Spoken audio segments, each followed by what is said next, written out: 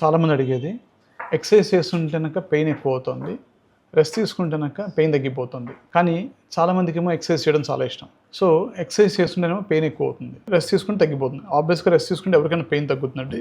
అలా అవుతుంది అంటే కారణం ఏంటంటే, సో ఆబ్వియస్గా వాళ్ళకి ఎక్సర్సైజ్ ఎక్కువ సూట్ అవ్వట్లేదు. కొంతమంది ఫైబ్రోమయాల్జియా అనే కండిషన్స్ లాంటివి ఉంటాయి.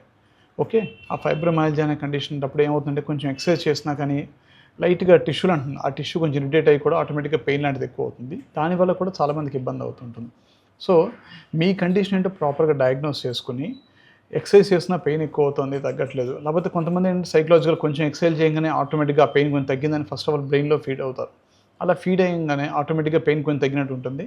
మళ్ళీ కొంత గ్యాప్ ఇవ్వగానే, ఎక్సెల్ గ్యాప్ ఇవ్వగానే మళ్ళీ పెయిన్ స్టార్ట్ అవుతుంది. సో ఈ విధంగా వాళ్ళు ఆటోమేటిక్గా వాళ్ళకున్న ఏదైతే పెయిన్ ఉందో ఆ పెయిన్ అంతే దాచున్నట్టు చేస్తారు.